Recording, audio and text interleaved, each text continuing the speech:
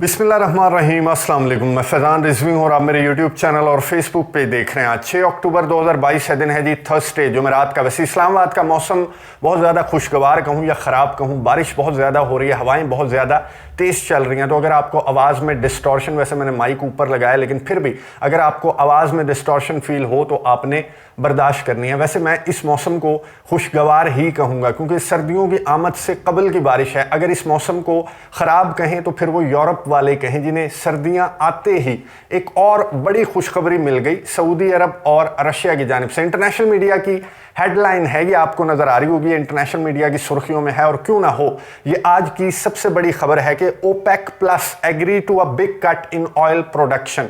अब ये oil production में एक बिग कट का क्या मतलब है यूरोप के लिए, क्या मतलब है अमेरिका के लिए, इंक्लूडिंग पाकिस्तान, पूरी दुनिया के लिए, और क्या मतलब है रशिया और ऑयल प्रोड्यूसिंग कंट्रीज के लिए। आज की वीडियो में सादा अल्फाज में आपको बताऊंगा ये ऑयल प्रोडक्शन कट, ओपेक ने जो कट लगाया, इसको सादा अल्फाज में समझने की कोशिश करेंगे कि इस फैसले के बाद और इस वक्त में, इस फैसले के बाद कि जब जंग में इतनी ज़्यादा शिद्दत आई हुई है, यूरोपियन कंट्रीज, नेटो ममालिक भर भर कर यूक्रेन को असलहा प्रोवाइड कर रहे हैं कि हम हार नहीं मानेंगे, हम डरने वाले नहीं हैं रशिया के एनर्जी के हथियारों से। तो इस वक्त में इस फैसले का क्या मतलब है, सादा अल्फाज में आपको समझाऊंगा आज की वीडियो में। उससे कबल मैं आपको बता दूं कि 7 महीने से ज्यादा हो गए इस जंग को, इस ऑपरेशन को स्टार्ट हुए। तो हम यही बात करते हैं अक्सर, आप भी कमेंट्स बॉक्स में अपनी राय का इजहार करते हुए कहते हैं कि सर्दियां आने दो, रशिया फिर अपने एनर्जी के जो टूल है वो इस्तेमाल करेगा और फिर पता लग जाएगा यूक्रेन को और यूक्रेन के इत्तेहादियों को, नेटो ममालिक को, कि रशिया में कितनी ज्यादा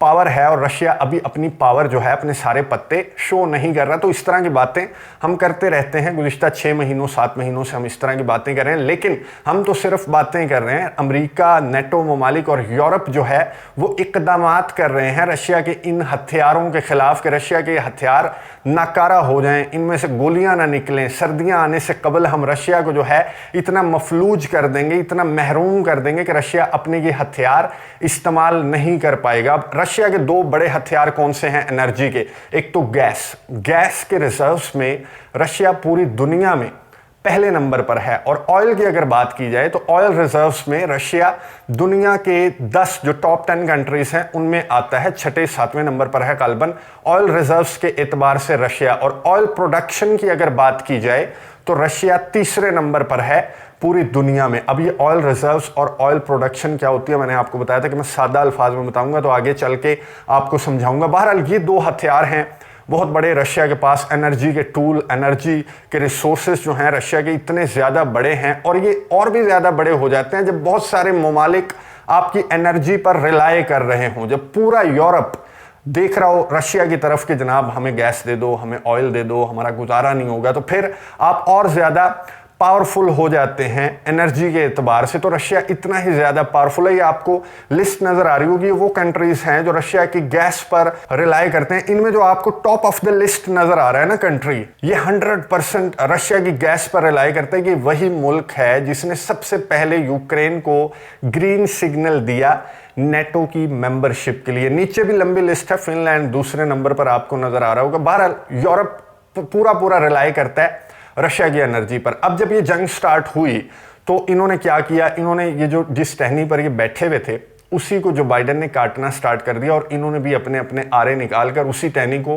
काटना स्टार्ट कर दिया। पहला इकदाम जो इन ममालिक ने रशिया के खिलाफ उठाया वो था सैंक्शंस। 10,000 से ज़्यादा सैंक्शंस आयद की। अमेरिका के सदर जो बाइडेन का मशवरा था कि काट दो, छोड़ दो इस रशिया को, महरूम कर दो। यूरोपियन कंट्रीज भेड़ों की तरह अमेरिका के पीछे चल पड़े कि हम आपसे गैस भी नहीं लेंगे, हम आपसे ऑयल भी नहीं लेंगे, हम अल्टरनेट ढूंढ लेंगे, हम गैस को बचाकर अपनी सर्दियां गुजार लेंगे, इतनी गैस हम बचा लेंगे कि हमारी सर्दियां अच्छी गुजर जाएंगी। फिर अजरबैजान भी है, कतर भी है, बहुत सारे ममालिक हैं जो ऑयल रिच हैं, गैस रिजर्व्स हैं उनके पास, तो हम उनसे ले लेंगे लेकिन आपसे नहीं लेंगे क्योंकि आप यूक्रेन के ऊपर बहुत ज़्यादा जुल्म कर रहे हैं। तो ये सैंक्शंस आयद करना पहला इकदाम था वेस्ट का, यूरोप का, रशिया के खिलाफ। और इसका मकसद क्या था?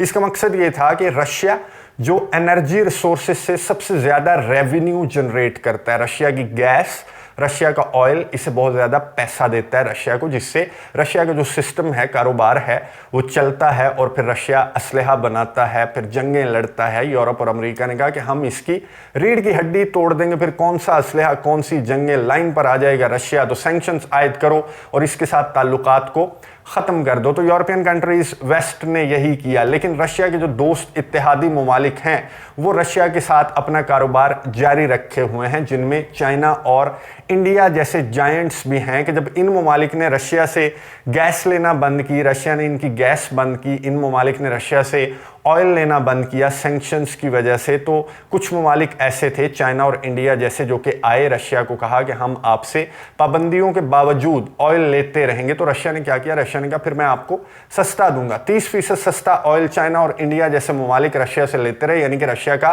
कारोबार जो है वो दुकान चलती रही, जिसकी बहुत ज़्यादा तकलीफ हुई। अमेरिका के सदर जो बाइडन को बहुत ज़्यादा प्रेशराइज करने की कोशिश की गई, इंडिया को भी, चाइना को तो कर ही नहीं सकते, इंडिया को, बहरहाल एलाय है इंडिया अमेरिका का, उसे प्रेशराइज करने की कोशिश की गई। लेकिन जो फॉरेन मिनिस्टर हैं, इनके एक्सटर्नल अफेयर्स के मिनिस्टर हैं इंडिया के, सुब्रमण्यम जयशंकर, उनकी मैंने भी गुफ्तगू सुनी, उन्होंने किस तरह से आड़े हाथों लिया यूरोप को कि यूरोप के मसाइल पूरी दुनिया के मसाइल नहीं है, आपको इस माइंडसेट से बाहर निकलना चाहिए, हम अपना कारोबार रशिया के साथ जारी रखेंगे। बहरहाल सैंक्शंस नाकाम हो गई रशिया के ऊपर जो आयद की थी इन जैसे ममालिक की वजह से, जो रशिया के साथ अपना कारोबार जारी रखे हुए हैं। थोड़ा बहुत नुकसान अगर रशिया को होना था वो हुआ, लेकिन इतना ज़्यादा नहीं हुआ जितना वेस्ट और यूरोप एक्सपेक्ट कर रहे थे। वो वेस्ट और यूरोप जो रशिया के साथ ताल्लुकात तोड़ने के बाद अजरबैजान चले गए, कतर चले गए, जो बाइडन जो हैं वो सऊदी अरब चले गए, थूक कर चाट लिया उन्होंने। जो जमाल खशोगी वाला मामला था,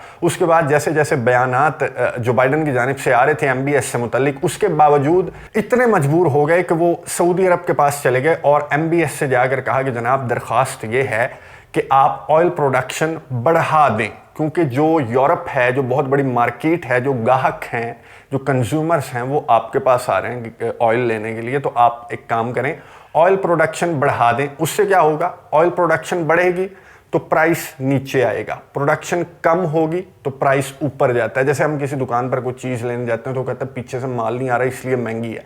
तो बात यह है कि जो बाइडन ने जाकर सऊदी अरब को कहा कि आप ऑयल प्रोडक्शन बढ़ाएं बराए मेहरबानी, ताकि यूरोप पर जो एनर्जी क्राइसिस आए हुए हैं, प्राइस हाइक की वजह से यूरोप जो है वो मुतासर हो रहा है, तो थोड़ा सा उन्हें रिलैक्स मिले। क्योंकि हमने रशिया के ऑयल पर पाबंदी आयद कर दी, ईरान के ऑयल पर पहले हमने पाबंदी आयद की हुई है, इसलिए इनसे तो नहीं खरीद रहे मेरे जो इत्तेहादी ममालिक और मेरा फ्रेंड सर्कल आपको पता है कितना बड़ा है। तो फिर आप ऑयल प्रोडक्शन में इजाफा करें ताकि प्राइस नीचे आए, ग्राहकों की कमी आपके पास नहीं है। एमबीएस से खैर उनका जवाब क्या मिला, एमबीएस का उस वक्त भी, उस दौरे के दौरान भी ये जवाब सामने आ गया था, लेकिन आज क्लियर कट जवाब सामने आया। दूसरा इकदाम जो बाइडन ने क्या किया, जो बाइडन ने एक तो सऊदी अरब को कहा कि आप ऑयल की प्रोडक्शन बढ़ाएं, प्राइस नीचे आएगा, और दूसरी जानिब रशिया के ऑयल पर प्राइस कैपिंग के लिए G7 कंट्रीज बैठ गए। G7 कंट्रीज ने फैसला किया कि रशिया के ऑयल पर हम प्राइस कैप लगाएंगे। अब मैं प्राइस कैप को डिटेल से आपको नहीं बताऊंगा, एक सेपरेट वीडियो में बता चुका हूं, पिछली किसी वीडियो में मैंने आपको डिटेल के साथ बताया था। इतना ज़्यादा टाइम नहीं होता, फिर आप में से बहुत सारे व्यूअर्स कहते हैं कि इतनी ज़्यादा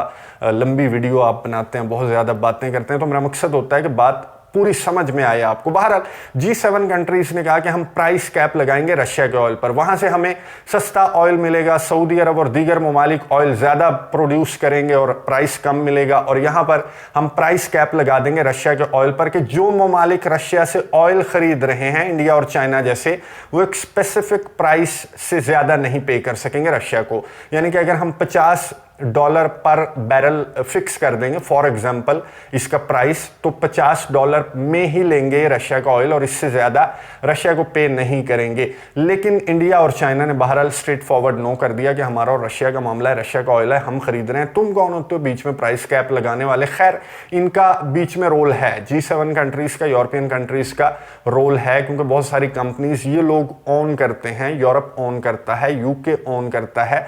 तो इस वजह से जो ऑयल लेके आना होता है या जो गैस के मामलात हैं वो सिंगल हैंडेडली ये नहीं होता कि रशिया से जाकर खरीद लिया और उसने बेच दिया। बीच में बहुत सारी कंपनीज होती हैं, बहुत सारे मामलात होते हैं जो यूरोप, यूके, अमेरिका जैसे कंट्रीज जो हैं वो ओन करते हैं, तो उन्होंने ये चीज़ पकड़ी हुई है कि अगर आप इस प्राइस कैप से ऊपर पैसे देंगे तो हम आपको ये वाली फैसिलिटीज़, इंश्योरेंस वगैरह हम आपको नहीं देंगे। तो बहरहाल चाइना और इंडिया ने कहा कि हम रशिया से ऑयल ख़रीदते रहेंगे और उसी प्राइस पर जो 30% लेस में रशिया हमें बेच रहा है, हम उसी 30% लेस में ख़रीदते रहेंगे। आप जो मर्ज़ी प्राइस कैप लगा दें। आज मीटिंग भी है G7 कंट्रीज़ की, जिसमें प्राइस कैपिंग से मुतालिक हतमी फैसला जारी किया जाएगा। लेकिन फैसला बहरहाल 1 महीने पहले, 1.5 महीने पहले हो चुका है कि प्राइस कैपिंग का फैसला G7 कंट्रीज़ कर चुके हैं। तो ये इकदामात जो बाइडन ने किए रशिया को मफलूज करने के लिए, आइसोलेट करने के लिए, महरूम करने के लिए, लेकिन फ़ायदा क्या हुआ? कुछ भी नहीं। सऊदी अरब के पास जो बाइडन क्यों गए थे? क्योंकि सऊदी अरब जो है वो फाउंडिंग 5 मेंबर्स में से है ओपेक के। ओपेक क्या है? ओपेक है organisation of the petroleum exporting countries, जो पेट्रोलियम बरामद करते हैं, जो ममालिक जो पेट्रोलियम में रिच हैं, जिनके पास पेट्रोलियम के रिजर्व्स हैं, वो उनकी एक ऑर्गेनाइजेशन है। उसके अंदर 13+10 ओपेक प्लस है ये ऑर्गेनाइजेशन। ओपेक बनी थी 1960 में। इसके फाउंडिंग मेंबर्स थे ईरान, इराक, कुवैत, सऊदी अरब और वेनेजुएला। ये 5 मेंबर्स थे इसके 1960 में। फिर ये बढ़ते बढ़ते फिर इसमें 13 मेंबर हो गए ओपेक में। फिर ये ओपेक प्लस बन गई, जिसमें 10 मजीद ऑयल प्रोड्यूसिंग कंट्रीज जो हैं वो शामिल हो गए, जिनमें रशिया और अजरबैजान जैसे ममालिक भी शामिल थे। तो ये ओपेक का एक प्लेटफॉर्म इन्होंने बनाया था 1960 में। इसकी वजह क्या थी? इसकी वजह ये थी कि फॉर एग्जांपल मैं पानी बेच रहा हूँ, आप भी पानी बेच रहे हैं, आप भी पानी बेच रहे हैं, आप भी पानी बेच रहे हैं, 5 बंदे हम पानी बेच रहे हैं। मैं 2 रुपए की बोतल बेच रहा हूँ, आप 5 की बेच रहे हैं, आप 10 की बेच रहे हैं, आप 15 की बेच रहे हैं। तो ग्राहक किसके पास आएंगे? मेरे पास आएंगे कि 2 रुपए की बोतलें दे दे, 10 दे दे, 20 दे दे। तो आप लोग नाराज हो जाएंगे कि यार तू मार्केट खराब कर रहा है। आपने दुकानों पर भी देखा होगा कि फलाना मार्केट का रेट खराब कर रहा है, वो फलाना मार्केट का रेट खराब कर रहा है। तो सिंपल सा फंडा है, सिंपल सा फॉर्मूला है ओपेक का कि ओपेक के जो कंट्रीज हैं, जो ऑयल प्रोड्यूसिंग कंट्रीज हैं, वो बैठ गए एक प्लेटफॉर्म पर और ये अपना प्राइस जो है वो फिक्स कर लेते हैं कि भाईजान इतने डॉलर पर बैरल हमने ऑयल बेचना है, इससे कम ज्यादा कोई मुल्क नहीं बेचेगा, दैट्स इट। तो ये है ओपेक प्लस, जिसमें ये ऑयल प्रोड्यूसिंग कंपनीज जो हैं वो प्राइस तय करते हैं एक प्लेटफॉर्म के ऊपर बैठकर। इसी वजह से सऊदी अरब गए थे जो बाइडन, और सऊदी क्राउन प्रिंस मोहम्मद बिन सलमान से रिक्वेस्ट की थी कि जनाब आप ऑयल प्रोडक्शन में इजाफा करें ताकि प्राइस नीचे आए। तो आज हुआ क्या? आज ओपेक प्लस की मीटिंग हुई, जो ऑस्ट्रिया है, ऑस्ट्रिया के वियना के अंदर ये मीटिंग हुई और यहां पर यह फैसला किया गया कि जनाब ऑयल प्रोडक्शन कम की जाएगी। जो बाइडन कह रहे थे कि ऑयल प्रोडक्शन ज्यादा करें ताकि प्राइस नीचे आए, अब यहां पर फैसला हुआ कि ऑयल कम प्रोड्यूस किया जाएगा ताकि प्राइस ऊपर जाए। अब यूरोप के लिए प्राइस कहां गया? पहले यहां था, अब और ऊपर चला गया। तो यूरोप की सर्दियां जो ऑयल पर रिलाय कर रहे थे, गैस तो रही नहीं, गैस क्या रहनी थी, गैस की पाइपलाइन भी नहीं छोड़ी अमेरिका ने। उसकी वजह क्या थी? ये ममालिक रशिया को महरूम करना चाह रहे थे, रशिया को गरीब करना चाह रहे थे। रशिया का ऑयल कोई ना खरीदे, रशिया की गैस कोई ना ले। अगर ऑयल खरीदे तो एक प्राइस कैप हम लगा दें तो सस्ता सा ऑयल मिलेगा इंडिया और चाइना जैसे ममालिक को। तो मुकम्मल तौर पर नाकाम गई जो बाइडन और यूरोप की पॉलिसीज, जो बाइडन और यूरोप की सैंक्शंस। और अब इस फैसले के बाद यूरोप को चक्कर आए हुए हैं कि अब सर्दियां कैसी गुजरेंगी। उनकी गैस पाइपलाइंस तो फट गई 4 जगह से, गैस हमें मिल नहीं रही नॉर्थ स्ट्रीम से। ऑयल प्रोडक्शन जो है उसमें इजाफे का कहा था जो बाइडन ने, उन्होंने और कम कर दिया ऑयल प्रोडक्शन को। 2 मिलियन बैरल पर डे ये ममालिक जो है वो कम ऑयल प्रोड्यूस करेंगे। क्यों किया कट? इन्हें फ़ायदा होगा, जो ऑयल प्रोड्यूसिंग कंट्रीज हैं इन्हें फ़ायदा होगा, इनके प्राइस बढ़ेंगे ऑयल के और इन्हें पैसे ज़्यादा मिलेंगे। तो इन्होंने तो, और आज सऊदी अरब के जो नुमाइंदे थे उन्होंने कहा कि हमारा कोई पॉलिटिकल मूव नहीं है ये कि हम अमेरिका की वजह से या यूरोप की वजह से या रशिया के फेवर में हम प्रोडक्शन कट कर रहे हैं, बल्कि ये हमारा आपस का मामला है, हमारी मजबूरी है। हमारा कारोबार अच्छा होगा तो हम करेंगे कट। तो इस वजह से हमने कट की। और ये कोई पहली मर्तबा थोड़ी है, पहले भी हम कट करते रहते हैं, पहले ऑयल प्रोडक्शन ज़्यादा भी करते रहते हैं, कट भी करते रहते हैं। लेकिन अमेरिका को बहुत ज़्यादा तकलीफ हुई, यूरोप को तो खैर आवाज़ ही नहीं निकल रही। यूरोप को अमेरिका ने बहरहाल रद्द-ए-अमल का इजहार करते हुए कहा कि disappointed, I am very disappointed. जो बाइडन ने कहा कि मैं बहुत डिसअपॉइंटेड हूँ इस फैसले से। क्यों? अमेरिका में आपको बताऊं कि ऑयल प्रोडक्शन में दुनिया में पहले नंबर पर है। अब ऑयल प्रोडक्शन की, ऑयल की बात आए तो आप में से बहुत सारे जो व्यूअर्स हैं वो सोच रहे होंगे कि सऊदी अरब ऑयल प्रोडक्शन में अमेरिका दुनिया में पहले नंबर पर है। ऑयल रिजर्व्स में अमेरिका जो है वो दुनिया में 7वें 8वें नंबर पर है, लेकिन ऑयल प्रोडक्शन में पहले नंबर पर अमेरिका है। तो अमेरिका को क्या टेंशन है? अमेरिका को टेंशन ये है कि नवंबर में इंतखाबात आ रहे हैं, मिड टर्म इलेक्शंस। ये टेंशन पहली है अमेरिका को। दूसरी टेंशन ये है कि यूरोप, जो कि अमेरिका के पीछे पीछे भेड़ों की तरह चल रहा था कि ये हमें मसाइल से निकाल देगा, वो भेड़ें जो हैं वो मजीद मसाइल में फंस गई इस जो बाइडन के चक्कर में। जो ऑयल प्रोडक्शन बढ़ाने निकला था वो कट हो गई ऑयल प्रोडक्शन। तो ये टेंशन है अमेरिका को। अमेरिका को ऑयल की कोई टेंशन नहीं है। अमेरिका के पास ऑयल के रिजर्व्स भी हैं और अमेरिका ऑयल प्रोडक्शन में दुनिया में पहले नंबर पर है। उसकी वजह क्या है? उसकी वजह यह है कि अमेरिका ओपेक का या ओपेक प्लस का मेंबर नहीं है। तो अमेरिका अपनी मर्जी से ऑयल प्रोड्यूस भी करता है, फिर अपनी मर्जी से उसके प्राइस भी तय करता है। ये वजह है कि अमेरिका ऑयल प्रोडक्शन बहुत ज़्यादा करता है। लेकिन इंतखाबात की टेंशन है, एक पॉलिटिकल फेलियर है जो बाइडन का, और यूरोप को एक कॉन्फिडेंस था जो बाइडन पर, वो तो गया। यूरोप के लिए बहुत बड़ी टेंशन है क्योंकि यूरोप के पास अमेरिका की तरह रिजर्व्स भी नहीं है, प्रोडक्शन भी नहीं है। यूरोप मुकम्मल तौर पर रिलाय करता है या फिर रशिया पर या फिर ऑल्टरनेट के तौर पर इन ममालिक पर रिलाय करेगा। तो इन ममालिक से भी अब ऑयल का जो प्राइस है वो नवंबर में बढ़ना स्टार्ट हो जाएगा पूरी दुनिया के लिए, इंक्लूडिंग पाकिस्तान, क्योंकि अब वो हम आम ज़बान में कहते हैं ना कि आलमी मंडी में तेल की कीमतें बढ़ेगी। तो अब आलमी मंडी में जो है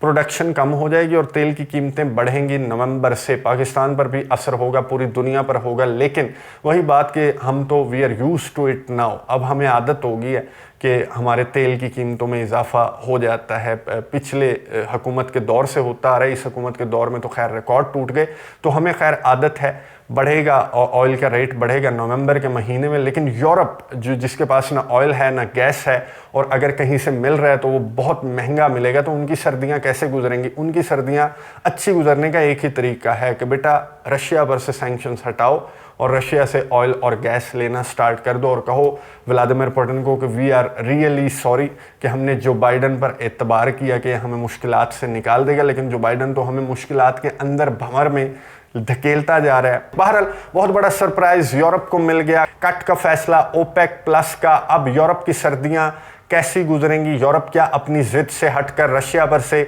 सैंक्शंस हटा देगा या फिर रशिया के खिलाफ मजीद कोई इक़दामात यूरोप की जानिब से किए जाएंगे? नज़र रखेंगे। और नेक्स्ट वीडियो में जो मौजूदा सूरत हाल है जंग की, उसके हवाले से अगली वीडियो में आपके साथ डिटेल्स शेयर करूंगा। अगली वीडियो तक के लिए इजाज़त दीजिए। अल्लाह हाफ़िज़।